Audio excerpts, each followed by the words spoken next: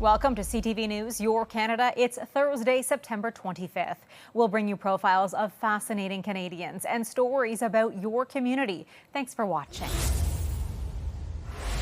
If all goes to plan, 4 astronauts will soon blast off on a mission that's been a long time coming, a return to the moon. Artemis 2 is about much more than just going back to the moon. It is about the pursuit of excellence. London-born astronaut Jeremy Hansen addressed Canadians at NASA's Artemis 2 mission news conference Wednesday morning. You should also be extraordinarily proud that we are represented in the Artemis program. And it wasn't a gift. You earned it. Hansen says he is hopeful the mission will inspire not just Canadians, but people around the world. You see this concrete example of what humanity can do, this extraordinary thing, when we set big goals and we work together to achieve them. Hansen may be the first Canadian heading into deep space, but for now his focus is making sure everything goes according to plan. We have this great group of simulation trainers who come up with these sort of evil tests for us. And we'll be sitting in the sim, all our mission controllers are in mission control, and then stuff will just start breaking. It is clear Hansen has made a big impression on his crewmates. Jeremy is well, it's tough to sit here and talk about your crewmates when you haven't really talked about it before, but he's the creative one on the crew. There's nothing that he doesn't just think about. The mission is set to take off early next year. Lauren Stallone, CTV News.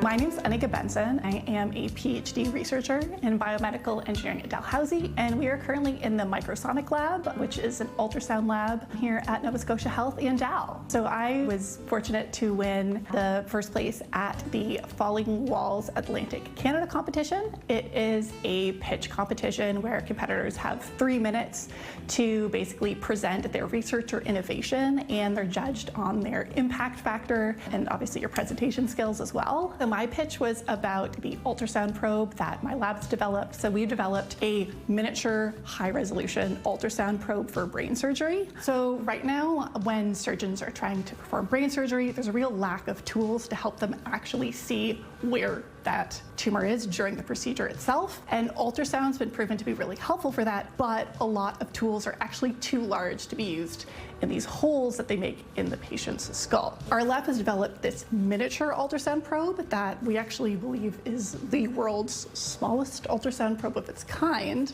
It can be used in much smaller surgical pathways to guide brain surgeries. And what's also really special about it is that it produces really high resolution images. Compared to other ultrasound probes, you could see a lot clearer sort of detail in the edges of what's tumor versus what's healthy tissues. And that's really important for treating patients. At the beginning of November, I will get to go to Berlin to compete in the Falling Walls finals. So I'm very excited for sort of the learning opportunities and just to hear about developments outside of my field of research. It's a huge honor to have won, and I'm really excited to get to represent this work on the global stage. My supervisor, Dr. Jeremy Brown, and the other members of my lab have been working on this project for years, so I'm thrilled to get to tell more of the world about what we're doing here in Halifax. It's really addressing a gap that's been existing for a really long time in the field of neurosurgery, so I really hope that sort of far beyond Halifax, this will be able to really do a lot of good in the world.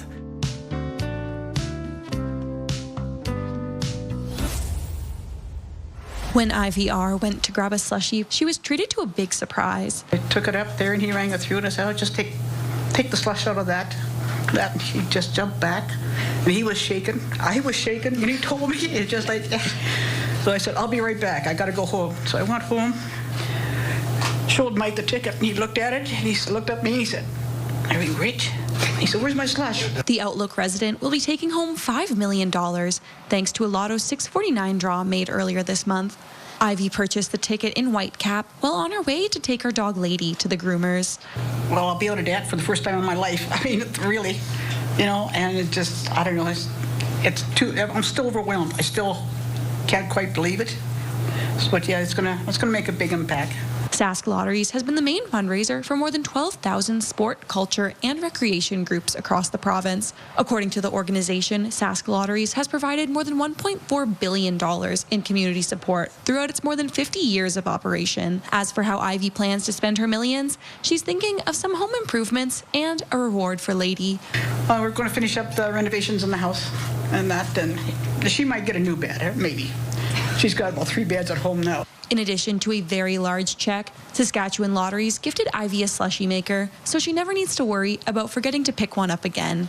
Hallie Mandrick, CTV News, Saskatoon. In the Northern Ontario community of St. Charles lives 3-year-old Toff, a blind Great Pyrenees. He saved my life. Like, that dog is the best. In the early morning hours of July 16th, 2025, Toff alerted Judy and her husband Chris to smoke. I figured he had to go out, so I get up, throw the first thing of pajamas on to be presentable to head outside, and as I get up, I'm like, I smell smoke. And like there was like the fire warnings for smoke warnings, so first I was like, oh, okay, and then I was like, no, that's really strong. Chris went from their basement room to alert her parents who were upstairs. But at that time, the fire had already spread. Unfortunately, both her parents passed away, as did their cat and 2 other family dogs. The couple and their 2 dogs were able to escape. We climbed up on the dresser. He helped me out the window, because as you can see, I'm not very mobile. He tossed Aya out through the window, and then he tried to lift Toff, who's, as you saw, is a large dog. He could not lift him. And my husband's not a weak man. He is an Army vet. So he got out, quick thinking. He ran into the shed that's still standing, grabbed the garden hose, jumped back down into the house, made a harness out of it to pull him out. Toff is one of 2 dogs recognized in the 57th Annual Purina Animal Hall of Fame. The other, Knight, a 10-year-old Doberman, bravely intervened during a grizzly bear encounter on a spring hike near Cochrane, Alberta. I was fumbling, lifting my jacket to get my bear spray out off my belt, and I realized that I'm not going to make it. It's happening too fast. And that's when, so I was staring at the bear, and that's when I saw Knight like leap into my line of vision. He leapt in front of the bear, which then reared up, stood up on its hind legs, and it stood there huffing. I managed to get the bear spray out, and I told one of your other interviewers, I just kept saying to myself, I'm going to live. Since its inception in 1968, Purina's Animal Hall of Fame has recognized 196 animals, including 168 dogs, 27 cats, and 1 horse for life-saving acts of heroism across the country. Both dogs received a year's worth of food for the recognition. Lindsay Alick, CTV News, St. Charles. Squish, squish, squish. Oliver Masnada is described as an adventurer. The 6-year-old is always out riding his bike with his little sister Nella, skiing any chance he gets. He's even parachuted from thousands of feet in the air. We just love him so much, and he just brings us so much joy. He's just a lovely brother to his sister. Loves coloring, loves to be just building stuff, Legos, like any little boy. But these moments are slowly fading. Just 3 years ago, Oliver was diagnosed with Duchenne muscular dystrophy. Your life gets crushed. Everything that you've imagined for yourself goes away. The condition, found only in young boys, causes muscles to weaken over time until mobility is completely lost due to the body's inability to produce an essential protein. It comes with a life expectancy around the late 20s to early 30s, and there's no cure. Only limited steroid treatments, none of which are approved by Health Canada. It's so critical to get him on these treatments while he's mobile, because if we miss this window, he's already going to be in wheelchair and there's no coming back from that. So we have to basically send my wife and my kids to Europe to our family, where that treatment is available for Oliver. September marks Duchenne Awareness Month. Although without a cure, Oliver's family is already raising funds for power assist on his wheelchair and other mobility devices. Doctors say early support is essential. Physiotherapy, occupational therapy, social work, psychology, as well as heart and lung specialists, because this is basically a whole body disease. But this kid is still choosing to stay strong. I love you, Mom and Dad. And his parents are with him for every single day ahead. Just live every moment like it's the last. We cannot, be sorry for ourselves. If he can fight and be happy, so will we. Mark Villani, CTV News in Canmore.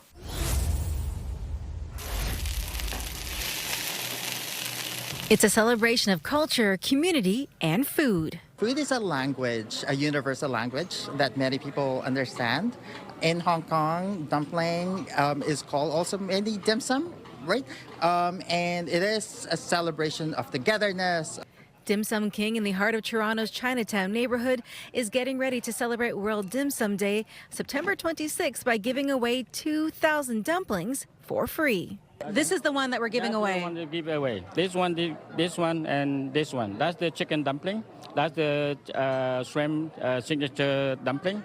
And that's the veggie dumpling. Sharing in community, one delicious dumpling at a time, preparations are already underway. The most important, that's the freshness for the dim sum.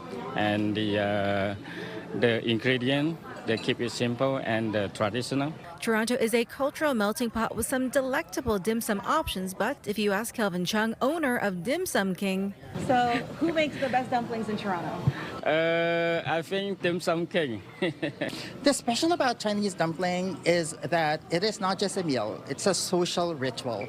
This is something that you do with your friends, with your loved ones, and with people you're close with. The World Dumpling Day celebrations and free dumpling giveaway begin here at Dim Sum King on Friday at 9 a.m. Jessica Smith, CTV News.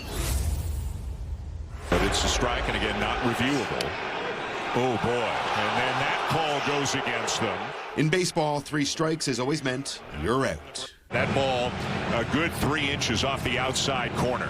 Often leading to close quarter disagreements. They are yelling at each other like this close, like face to face. The really immature managers are kicking dirt on the ump. And Billy is not going to go quietly. They've been sort of like Supreme Court justices. There has been no higher court. That will change as of next season. Major League Baseball confirming that each team will get 2 chances to challenge a ball or a strike as it ushers in the era of robot umpiring using an automated ball strike system known as ABS. This is a very good day for baseball fans, because the last thing you want is games ended because of a bad call. Utilizing a dozen cameras positioned around the field, ABS technology is also being used in tennis and football. The league says it will take no more than 15 seconds for a challenged pitch to be decided. And the average replay challenge took 13.8 seconds. And there's only 4 challenges in the course of a game. So we're literally talking about 57 seconds added to a game. Baseball pundits say the move can't come soon enough. Baseball's been going on since the 19th century. Baseball's been going on since before the First World War, and now they're finally doing this. It's important to note that the human element of the game will remain unchanged. Umpires will still be behind home plate. Those we spoke with, though, hope this will encourage the men in black to step up their game. Adrian Gover, CTV News, Toronto. Yeah, that's right, Patricia. It was a surprise for fans in attendance of this screening. Brady Tkachuk making a surprise appearance at the Lansdowne Theaters here at Lansdowne. It's the Cineplex Theaters. And doing a Q&A ahead of the episode, which previews his previous season and also takes a look into his personal life. Tkachuk and the Ottawa Senators were given their very own episode in the new season of Face Off inside the NHL on Prime Video. And it was quite the year for Brady and the Senators, who will be featured in episode 1 of the series. It will take fans behind the curtain on a season which saw Brady become a face in the NHL, lead his country at the Four Nations face-off, break the Ottawa Senators' playoff drought, and become a father. That's so important to me. Is my wife and Ryder, and even of course everybody knows. My brother, sister, parents, just how close we are, and I think it's important to show that side, because that's something that I care most about. People in that room. As you heard there, the episode will also give a glimpse into Tkachuk's personal life with interviews from his brother Matthew Tkachuk and dad Keith. Sens fans in attendance today were the first viewers in Canada to take in the new season of the Inside the NHL series. with other screenings still to come in Halifax and Toronto. Tkachuk and the Senators episode will be one of 6 that will be featured on Prime Video starting on October 3rd. Thousands of university students piled into the Butterdome today, hoping to find a new job. I'm here just to see kind of what other opportunities are available to me. Jake Reimer and Zayden Bodie are both mechanical engineering students. They say it's hard to find a job as a student, so they've come here to see who's hiring. We don't really have anywhere to go that tells you where to apply, so coming here and looking around, kind of seeing who is applying or taking these interns is kind of what I'm looking for. Nearly 100 employers were at the event, many accepting resumes on the spot. We are open to people who are looking to step into the world of the corporate environment. We provide the training that they would need. We're basically looking for people with the skill sets. Face-to-face interactions really help candidates set themselves apart. With so many candidates looking for jobs in this competitive market, the university says these in-person conversations can give you the upper hand. Last month, Alberta's unemployment rate for people aged 15 to 24 climbed to 17%, the highest it's been since 2017. Regardless of youth unemployment rates, we know that university degrees really future-proof you as an individual because of the multitude of skills that you have to offer. The event also offered resume review sessions and professional headshots. The U of A holds its Career Day every September. Evan Kenny, CTV News, Edmonton. There are more than 110,000 burials at Brookside Cemetery, and now the city of Winnipeg is offering people a new way to be laid to rest here in this half-acre of native grass and wildflowers nestled along Omens Creek. It's really enclosed by beautiful 100-year-old mature trees, so it's really a very peaceful and tranquil space. It's called a natural burial, and Brookside is the first cemetery in Manitoba certified by the Green Burial Society of Canada. With green burial, people are buried, a little bit closer to the surface where the ground is more biologically active. And then their body in the ground can actually be a gift, something that benefits the earth, rather than something that is a strain on it. The city's cemeteries administrator says there's been a growing demand for options to minimize environmental footprints after death. Just really looking to have more of a minimal impact on the environment and returning their body back to the earth in a fairly natural state, or as natural as possible. Brett Schenbach says natural burial follows a few basic fundamentals. Embalming is not permitted on the site, so bodies are interred within the area, not embalmed. Additionally, bodies are interred in a shroud or biodegradable casket. Flat markers and upright monuments are also not permitted on this site. Instead, people can honor loved ones on this communal memorial. Schenbach says there's enough space for 130 full-body interments here, with room to expand in the future. So we're really looking to just sort of learn from this experience and see what kind of response we get from the community. Daniel Halmerson, CTV News, Winnipeg. The Ontario Hockey League has entered a partnership with the Greater Ontario Junior Hockey League, creating formal guidance on how teams can call up and send down players. They have the ability to move them up and down a little more freely. We want to allow that player to move up and down.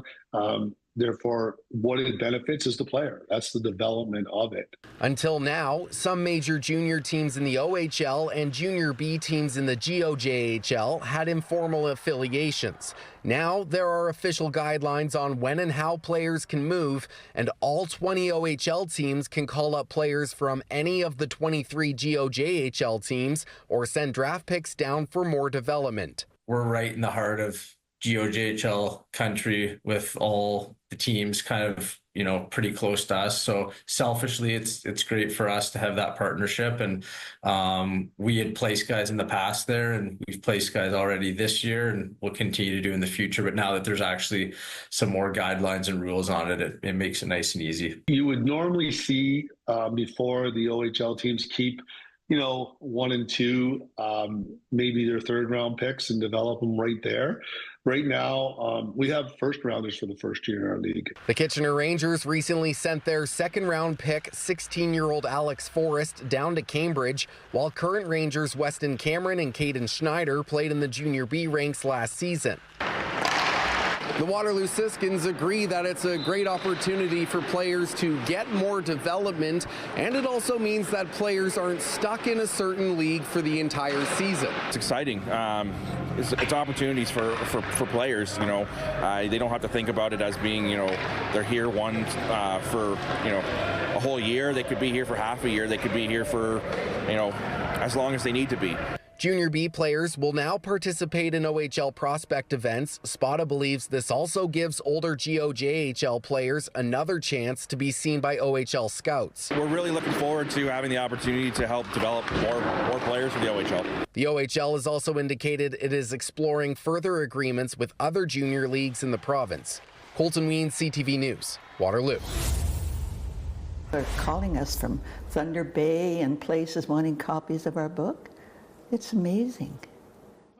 The book is called The Red Canoe, a spiderweb mystery, and many are calling it amazing. Just as amazing, 6 friends co-wrote the book together. They all live in the same condo building and belong to the same book club. They've not only learned valuable lessons through the writing process, but they're also sharing their success and their generosity with others. Well, actually, it's made our friendships much closer. We've become much closer. We understand each other. We understand our personality differences, and we've learned to tolerate each other more, so it's been really good. We did not do this for profit. We did it so that we could donate a portion of the proceeds to charities. The authors have already donated more than $400 to the Green Haven Shelter for Women in Orillia. Their book is available at the Leacock Museum and several stores in downtown Orillia. Giselle Relitz doesn't remember where she first saw the sign, but she'll never forget how good it made her feel. I thought, wow, I've always seen signs that say stay off the grass and don't do this. But this was different. So, after printing, laminating, and attaching it to a metal stand, Giselle stuck the sign in a nearby boulevard. You can see people walking by and they kind of double take. And after they read the sign that encouraged them to keep on the grass, lie on it, roll on it, forget your responsibilities, even have ice cream on it, literally brought smiles to people's faces. And then people passing started posting pictures of Giselle's sign in a local community group, including one that was liked by almost 3 times the population of their small municipality. Created a good conversation as well, which is lovely to see. But then Giselle woke up one morning to find her sign was missing, prompting her to post a plea for its return. If somebody needs a copy of it, I'm more than happy to make you a copy for yourself. Now, before we find out what happened next, you should know Giselle was inspired to post her first sign during a break at work. And there was this great wall there. So Giselle committed to fill that then empty corner of the corkboard with positivity. I started posting in the bathroom because it was like the one place that you could stay for a while and actually look at something. Over the past 16 years, Giselle says she's posted countless signs in the employee bathroom, ranging from the silly to the insightful, all inspiring kudos from her colleagues. To bring a little bit of, and laugh, to come out of the bathroom and go, okay, back at it again. Which brings us back to that stolen sign, which was returned the next day, which Giselle is grateful for, but also hopeful. Because we all know everyone struggles at different times in their life, and so you just never know who might see that sign that day and just turn them right around. Adam Sawatsky, CTV News, Esquimalt.